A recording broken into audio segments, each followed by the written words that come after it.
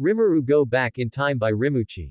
Meeting 2. As the group reassembled after a short break, RIMURU stood in the middle of the gathering, exuding calm confidence. Now, let's tackle another pressing issue, the potential fallout if the public learns that I wiped out the entire invading army from Falmouth. Gasps and murmurs rippled through the crowd. Even though many had assumed the truth, hearing it confirmed directly from RIMURU still carried weight. RIMURU raised a hand to silence the group. Relax, I already have a plan. The key is not to deny what happened but to control the narrative. This is what we'll tell the world. Falmouth attacked Tempest without warning, enraging none other than Veldora the Storm Dragon. He gestured toward Veldora, who puffed out his chest with pride. We'll say Veldora, in his rage, obliterated their army.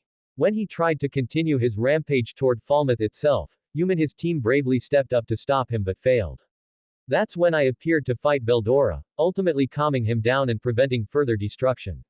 This story will make Tempest appear strong but fair while painting Yum as a heroic figure to the humans.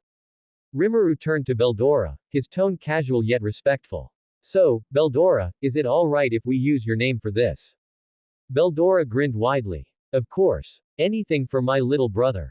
Honestly, it sounds exciting. Let them tremble in fear of my might. He struck a dramatic pose, basking in the imaginary applause in his mind.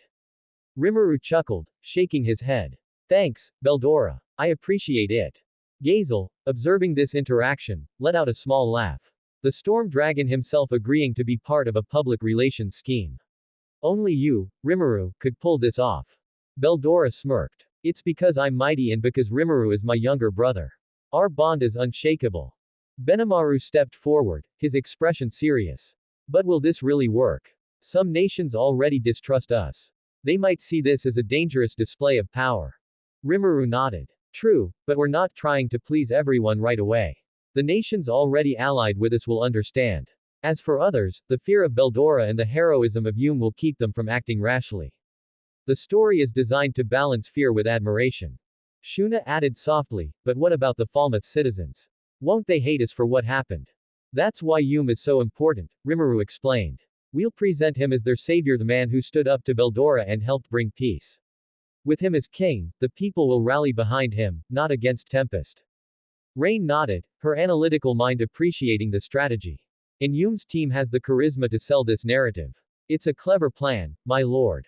RIMURU's gaze shifted to Diablo, who had been silently observing with a knowing smile.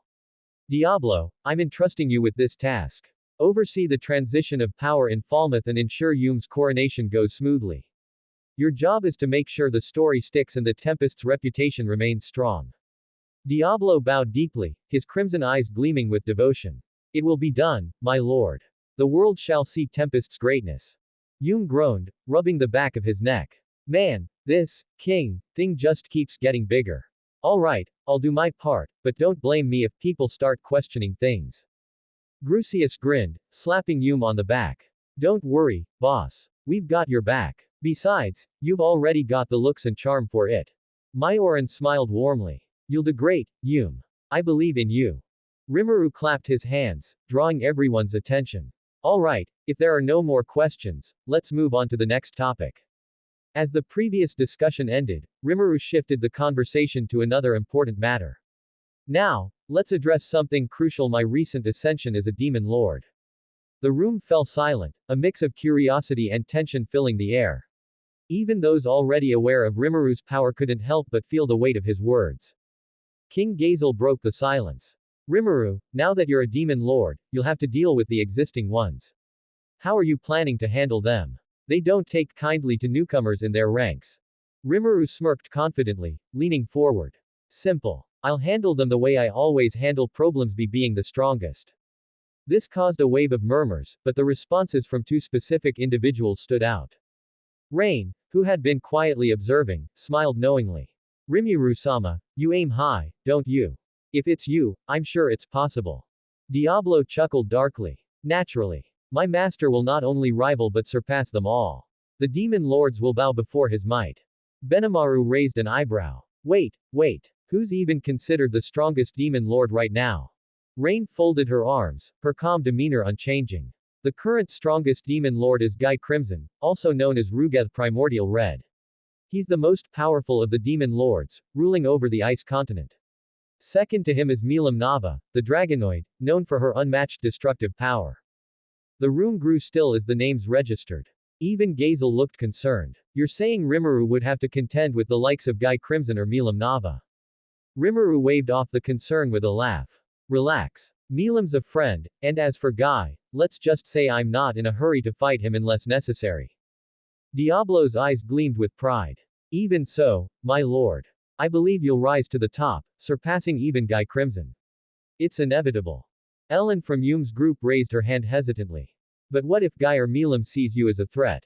Won't that be a problem? Rimuru grinned. If they do, we'll cross that bridge when we get there. The key is to stay prepared and show them that Tempest isn't a nation they can mess with lightly. Shion slammed her fists together. If anyone tries to threaten Rimuru-sama, they'll have to deal with us first. Gazel frowned, stroking his beard thoughtfully. Rimuru, you can't just rely on brute force. The demon lords are a political entity, too. Some may use manipulation and alliances against you. Rimuru nodded, his tone more serious. You're right, Gazel. That's why I don't rely on power alone. With strong allies like Veldora, Diablo, Rain, and all of you, I'm confident we can handle anything. Shuna smiled softly. We believe in you, Rimuru-sama.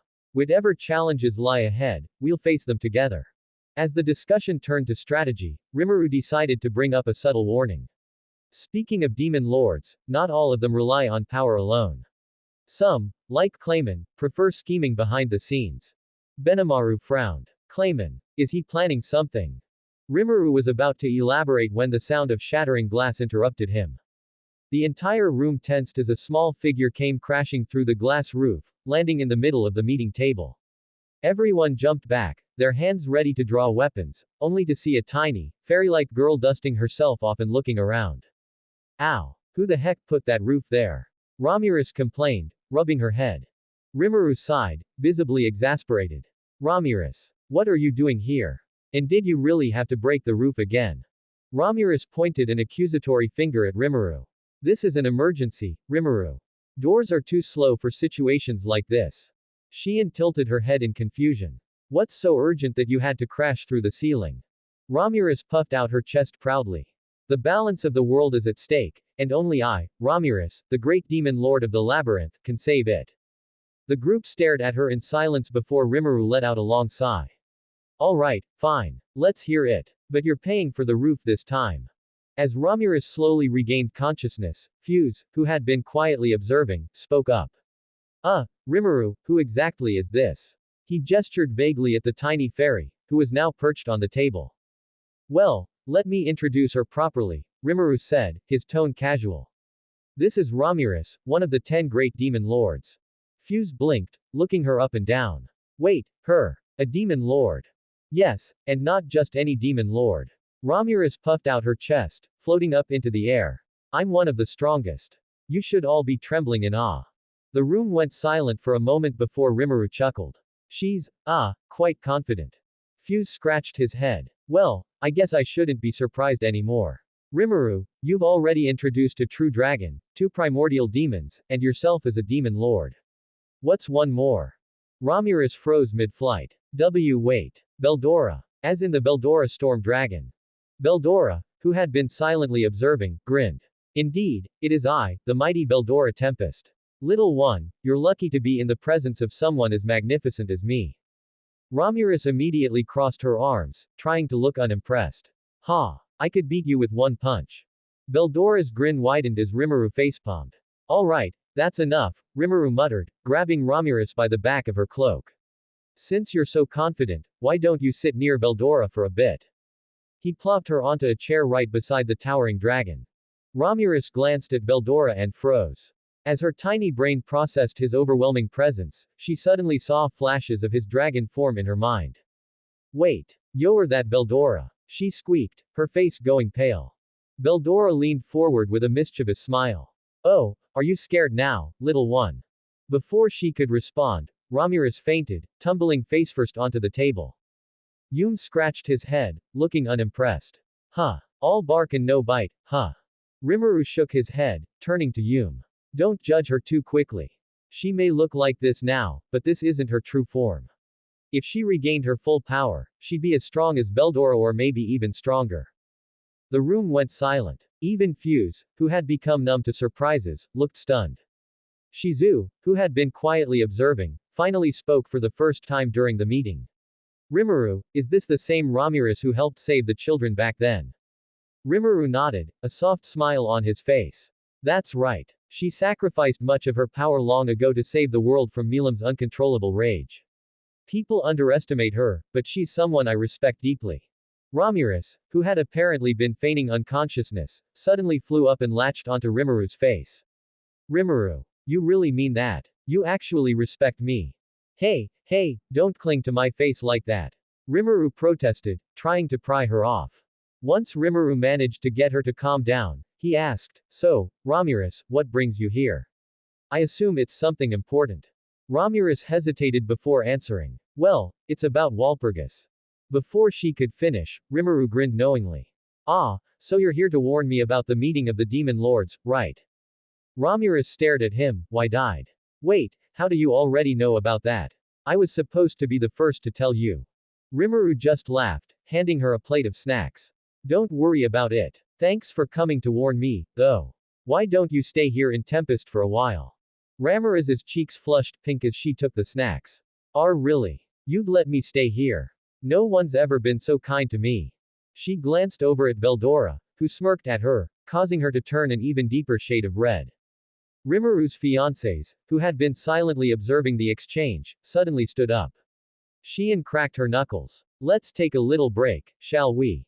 Shuna gently took Ramiris by the arm. Come along, Ramiris. Let's make you comfortable. The women led her out of the room, exchanging glances that hinted at some kind of silent understanding. Rimuru could only sigh. I guess they've got their reasons. Once the room settled again, Rimuru stood and addressed the group. Now, let me make one thing clear. If all the demon lords decided to gang up on Tempest, they'd still lose. And if they're foolish enough to challenge me, I'll just beat them all. His confidence left everyone speechless, though his subordinates were already used to his declarations of dominance. Diablo smirked. As expected of my lord. Your supremacy is undeniable. Veldora nodded enthusiastically. Yes, my brother is the strongest. With the major topics covered, Rimuru leaned back in his chair. Alright, that's enough for today. We've addressed everything we need to, and now it's time to relax. Everyone, enjoy your time in Tempest. The group dispersed, the tense atmosphere replaced by laughter and casual conversation. Rimuru watched his friends and allies, feeling a sense of satisfaction. Though the meeting had concluded, Rimuru knew this was only the beginning. With Walpurgis approaching and new challenges on the horizon,